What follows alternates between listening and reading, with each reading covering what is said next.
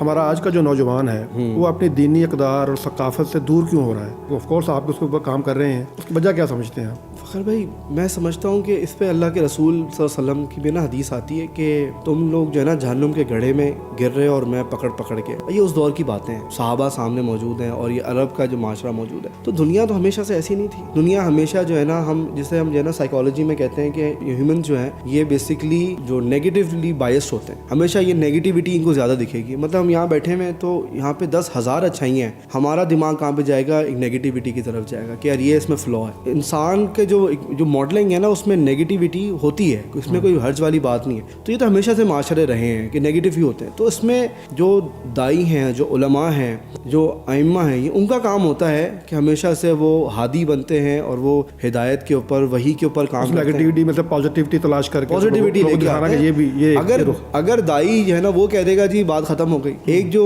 عالم ہے وہ کہہ دے گا جی ختم ہو گئی، خیر تو موجود ہے نا. امید حدیث کے اندر آتے ہیں نا، خیر آخری کب تک موجود ہے کہ لا تقوم الساعہ، قیامت اس وقت تک قائم نہیں ہوگی حتی لا یقال اللہ اللہ، یہاں تک کہ اللہ اللہ نہیں کہا.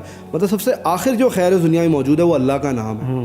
تو اگر اس کے مقابلے میں دیکھا جائے تو خیر تو بہت موجود ہے الحمدللہ. تو جب ہم اتنی پازیٹیوٹی کے ساتھ دیکھتے ہیں تو ایسا نہیں ہے کہ پازیٹیوٹی موجود نہیں ہے، شر بھی اپنی طرف سے موجود ہے ڈیفینیٹلی، لیکن خیر اور اہل خیر یہ بھی موجود ہے، ان کو کام بھی بہت اچھا کرنا چاہیے.